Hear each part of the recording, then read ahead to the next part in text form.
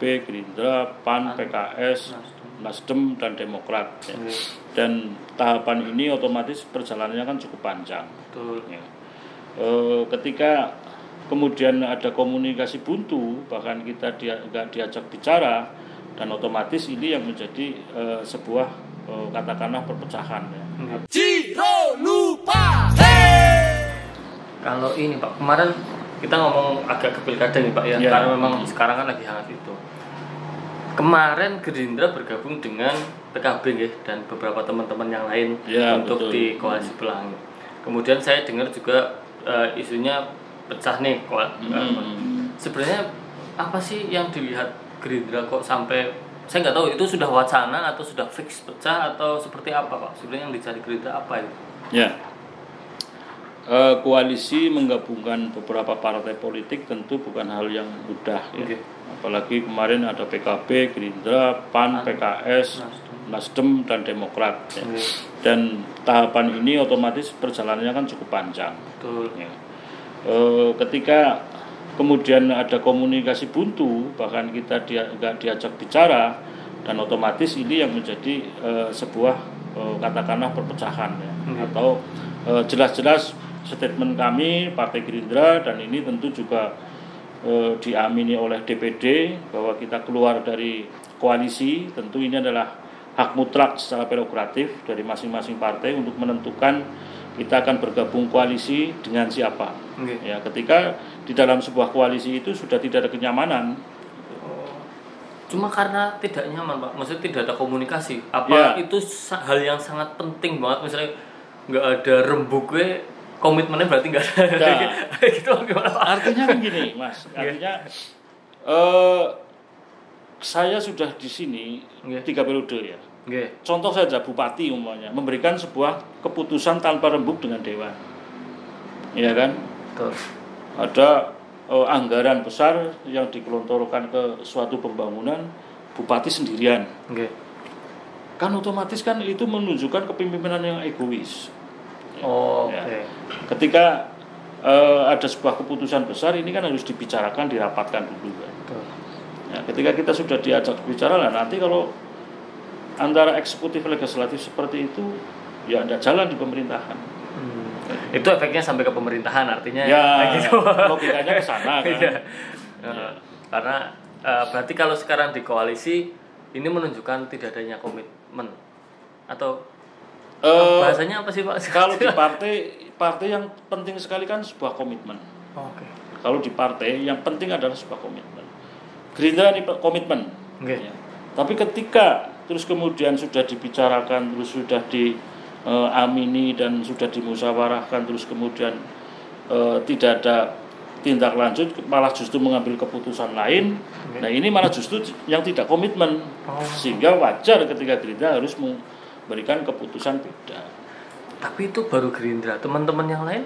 Ya, saya pikir teman-teman yang lain kembali kepada tadi ya yang disampaikan bahwa secara kebatinan sama sebenarnya, menyayangkan, akan tetapi cara ekspresinya kan beda-beda.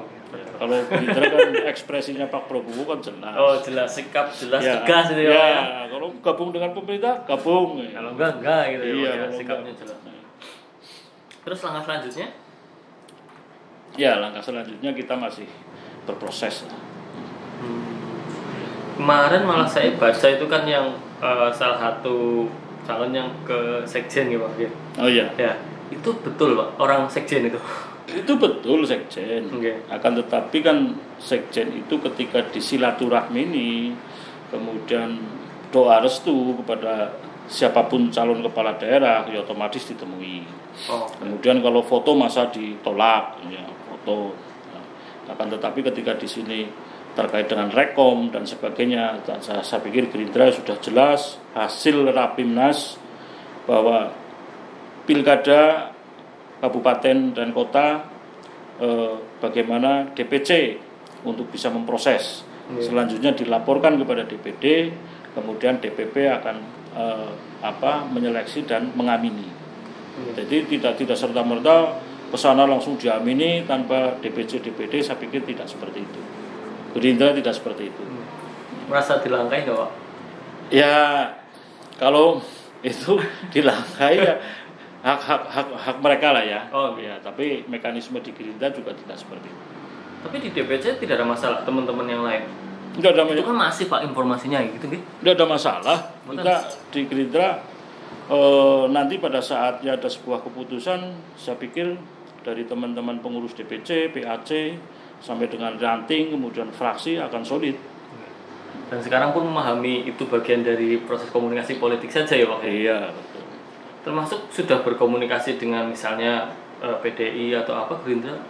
Ya, kita komunikasi dengan berbagai partai politik ya, dengan PDI otomatis juga kita berkomunikasi. Oke. Kalau saya lihat di belakang kan track apa sih ya istilahnya sejarahnya guys, sejarahnya Pak Adi juga dari PDI itu. Ya. Kalau dilihat ini dari Demokrat, Gerindra, kemudian dalam beberapa periode itu tidak pernah lepas dari pencalonan bersama PDI. Kalau saya ingin mencermati, itu memang karena figur Pak Adi atau memang tim teman-teman di partai itu melihat ya ini memang calon terbaik untuk disusung. Ya kita otomatis kan yang namanya partai ini kan kolektif kolegial. Pimpinan partai itu kan kolektif kolegial. Jadi kita juga tetap mendasari dari rapat di tingkat DPC, terus kemudian kita sampaikan ke DPD gitu. Terus kemudian ketika saya pernah di PDI, saya pernah di Demokrat dan sekarang saya di Gerindra, orang akan melihat sesuatu yang negatif. Iya kan? Kalau dulu ini kutu loncat. Kutu loncat, betul istilahnya kutu loncat. Padahal istilah kutu loncat itu hanya wadanan lah. Wadanan sebuah partai tidak mau kehilangan kader terbaiknya sehingga diwadani kutu loncat. Itu sebenarnya sah-sah saja. Normal saja ya Pak ya. Nah itu maksudnya di mana ada Pak Adi itu kecenderungannya partainya lebih ke PDI kan. Kecenderungan itu di beberapa pilkada itu. Lah berarti belum ada rencana seperti apa dari Gerindra karena waktu kan udah cukup mepet. Ya kita tetap ada rencana lah ya, ada rencana yang apa saya statement kan istilahnya ada dua opsi ya, dua opsi ketika kita menyatakan keluar dari koalisi bisa membentuk koalisi baru atau bergabung dengan pemerintah, ya kan. Nah, ini dua opsi ini kan otomatis sudah berproses. Kemungkinannya mana Pak? Aduh, saya kepo ini Pak. Kalau kemungkinan nanti otomatis DPP yang menentukan. Tapi DPP sejauh ini responnya seperti apa terhadap dinamika di lokal sebenarnya? Ya kembali DPP otomatis melalui DPD memang menyerahkan kepada DPC untuk berproses, untuk pendalaman dan sebagainya. Sudah proses kan? Sudah. 1 tahun terakhir ini kan kita dipimpin oleh satu perempuan sendirian nih Pak, dengan masalah yang cukup kompleks, tapi juga banyak hal-hal yang sudah dilakukan bersama dengan DPRD juga. Misalnya kemarin WTP juga 4 kali ya Pak ya. Iya. Terus kemudian ini refocusing anggaran bersama DPRD juga komitmennya sangat bagus. Sebenarnya melihat 1 tahun kita kan nggak bisa menghindari bahwa kasus tempo hari itu nggak berdampak ya Pak ya, pasti berdampak kan, baik di internal Dewan atau bahkan di eksekutif. Pak Adi melihat seperti apa Pak? Ya, saya pikir ini juga perlu kita apresiasi juga ya. Kembali tadi saya sampaikan bahwa yang namanya memimpin otomatis ada kelebihan dan kekurangan. Dan di eranya Bu Tiwi ini sebuah ujian besar dengan adanya dampak COVID ini kan harus benar-benar untuk masyarakat yang namanya bantuan sosial, terus kemudian harus tepat sasaran, kemudian dengan rapat-rapat yang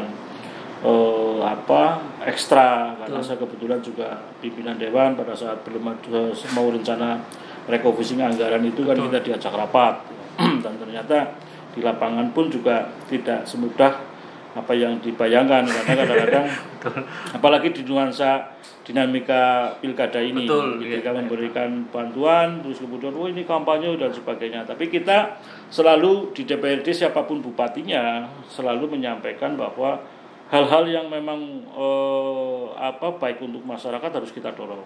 Tapi yang belum untuk masyarakat kita bisa memberikan masukan kepada bupati. Meskipun masukan itu kan dengan berbagai ekspresi yang kadang-kadang ditangkap oleh masyarakat tuh, oke bupati ini kalau dewan lagi tukaran dan sebagainya. Nah, ini sebenarnya kan seringnya di koran gitu ya Pak ya. Padahal kita sedang memberikan sebuah masukan kepada bupati karena memang itu salah satu tupoksi daripada DPRD. Memang itu dinamikanya Pak ya. Eksekutif legislatif biasa berkomunikasi ya kencang sedikit tapi kendornya banyak ya Pak ya.